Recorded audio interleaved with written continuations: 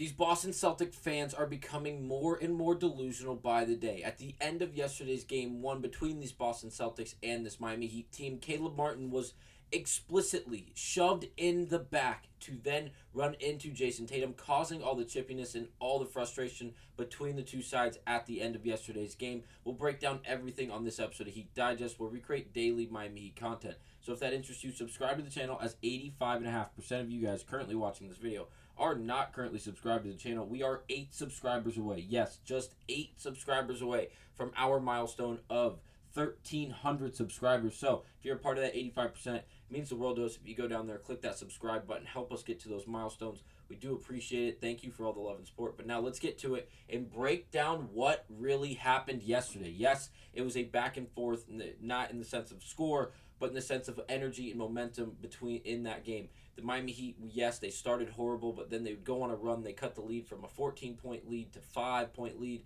Then we'd come in. Yes, there's back and forth. It's a Boston Celtic and Miami Heat rivalry. It's another series between these two teams. You know it's going to be chippy, whether it's in the opening minutes or in the closing minutes. It's going to happen at some point, whether it be in game 1 or game 7, and you know it's coming, whether it be from the Boston Celtics side or even the Miami Heat. We've seen it during the regular season of just this year when Jaylen Brown got in a scuffle with Duncan Robinson pulling on his arm, and now we see it in game 1 of the playoffs. But this time, it's not something as simple and as explicit as a team trying to set a tone. The Miami Heat coming out and knowing they got punched in the mouth by a Boston Celtic team and knowing that they have to come out, and it's like almost pitching up and in baseball. Like when you know this guy's coming to the plate and the pitcher and the current batter have beef and they throw up and in, it's kind of just like giving them a check. I don't think that's what this was. I think Caleb Martin literally just explicitly and clearly got pushed in the back by a Boston Celtic player, which caused him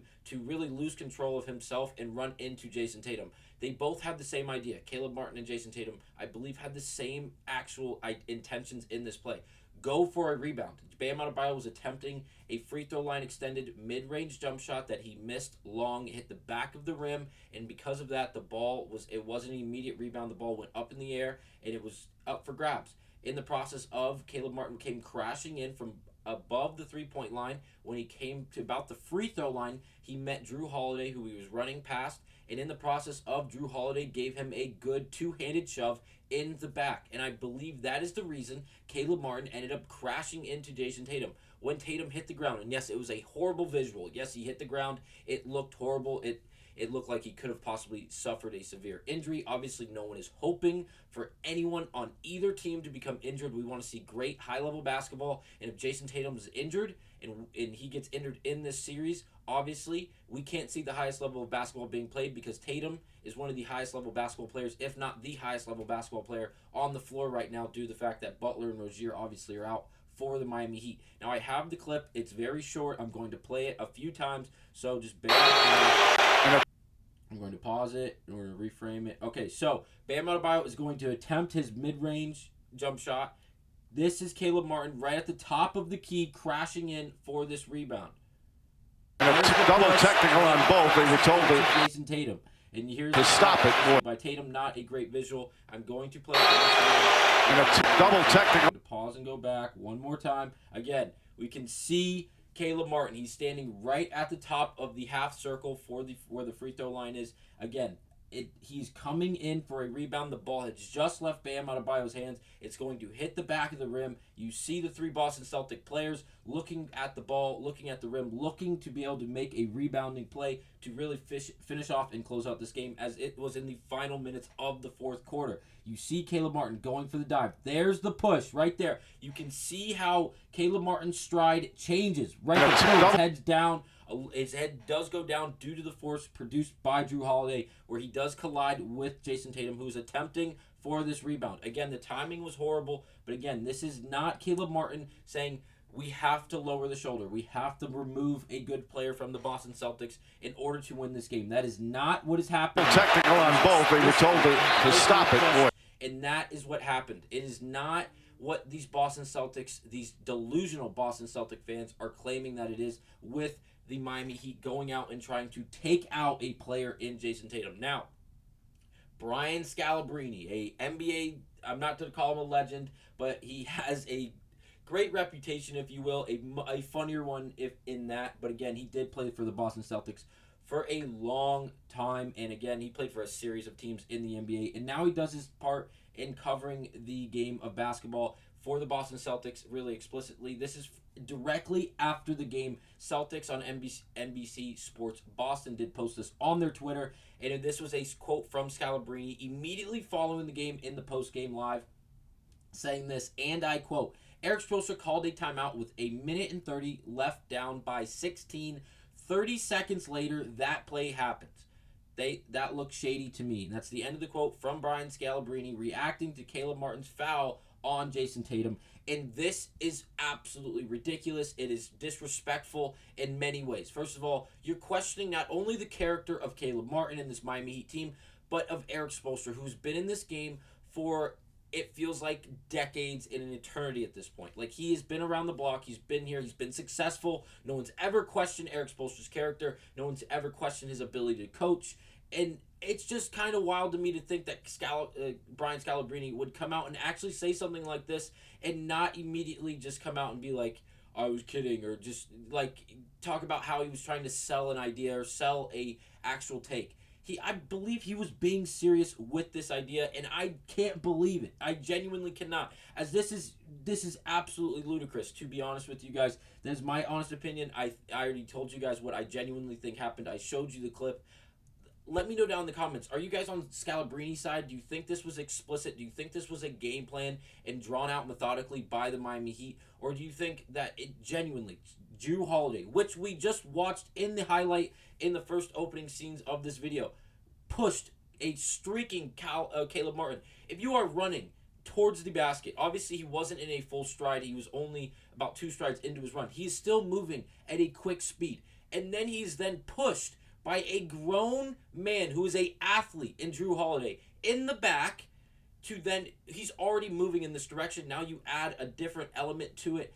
He's not going to be able to control himself. Obviously, he's running towards the basket to then leap off the ground and go up and high point a basketball, where he'd be up in the air with other players. That is a common thing in the game of basketball. But what happens when you push that athlete who's running towards the basketball to then leap off the ground? What happens when you push them so much that you can see their head dip and alter their stride? Like, there's going to be a solution, or not a solution, but there's going to be a result to you doing that. And we saw what happened when Caleb Martin ended up crashing into Jayson Tatum. Now, this is from Scalabrine on this show this morning, the Dan Le Batard show, saying, and I quote, I thought that was a Bush League play. The people who follow the Miami Heat only look at it one way, and that's the end of the quote. Well, and then it goes on to explain that Scalabrine joins the show to explain why he thinks that Eric Spoelstra and the Miami Heat ordered a and I quote, code red, end of quote, on Jayson Tatum and the Celtics. Absolutely this is ridiculous. This is, the fact that I even have to make this video to come out and defend this Miami Heat team is kind of just insane to me, just in a way, just due to the fact that what a reach. Like, if we wanted to come out and we wanted to hurt someone, or if we wanted to come out and code red, or whatever you may want to call it, and we ended up doing it in the fourth quarter, in the closing minutes, after we had our best stretch of basketball the entire game.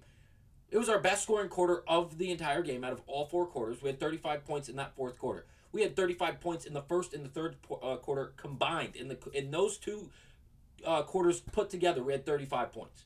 In the fourth quarter alone, we had 35 points. It was our best outing in the entire game. We made a 29-point lead turn to 15. We made everyone really think, oh my God, please, Boston, be able to close out this game. We're letting the Miami role players put them right back in this game. Let's not play with our food here. Let's get through it. And then this play happened. It's not like in the start of the game when it was 14-0 Boston to start this game. It's not like the Miami Heat came out and they were jumping at knees and diving on the floor when they didn't have to take out legs, or pushing players out of bounds when they were going up for layups and dunks. It's not like we were doing things like that. Or even in the middle of the game when the Boston Celtics were hitting 3 after 3 and it seemed like they were getting points in bunches explicitly from behind the three-point line. When the Miami Heat couldn't hit a three-point shot, and frustration was boiling over for this Miami Heat team because it didn't matter, or at least it felt like it didn't matter what they were going to do. The Boston Celtics were going to be able to counter it, if not even counter it, just be able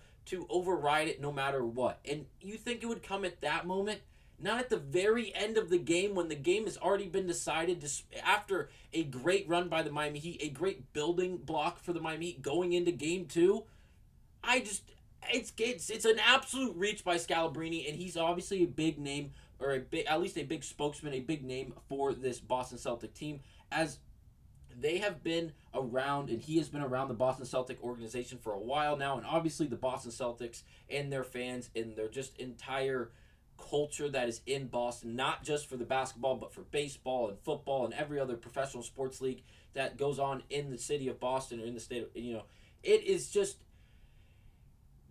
it's I know it's a culture, and I love the fact that they're all prideful, because it with competitiveness comes pride, and that means they really do mean, and they do have a heart like towards their sporting, like the sporting culture, and they want to win, they want to be the best, and they don't want to be bullied, they want to be the bullies. That's awesome, and I think every team and every organization and every city should have that mojo to them. But don't come out here in this scenario, and it's an absolute reach to say the least. And Udonis Haslem, an absolute Miami Heat legend, a basketball legend, said this he commented under this post here on Instagram, saying, shut yo sucker ass up. He got pushed. Brian, weak ass. Now, obviously, it only had 3 likes at the time. It is well over a few thousand likes now from Udonis Haslem, and he's. Thank you, OG, to say the least. Thank you, OG, for speaking up, being the voice of this Miami Heat team, because we know if you were on the team and that game would have took place yesterday, there would have been blood on the floor, there would have been elbows flying down low. Kristaps Porzingis would have bruised ribs right now because he wouldn't be able to walk through the paint without Udonis Haslem bowing him in the chest and in the ribs and up above the shoulder area, and there would have been a plentiful amount of ejections yesterday. There would have been a bunch of just different things going on due to the fact that how this game was played by the Miami Heat. And Udonis Haslem does not play. He doesn't do it. We all know this. He does not take any shit from anyone, and he's going to set the tone. He's been the bully guy before, and he would continue to do it, especially in a game that went the way it did yesterday for this Miami Heat team. But again, that'll be it for this episode of Heat Digest. Let me know down in the comments. Seriously, guys, what do you guys think? What are your takes on this? Do you think it was a dirty play by Martin?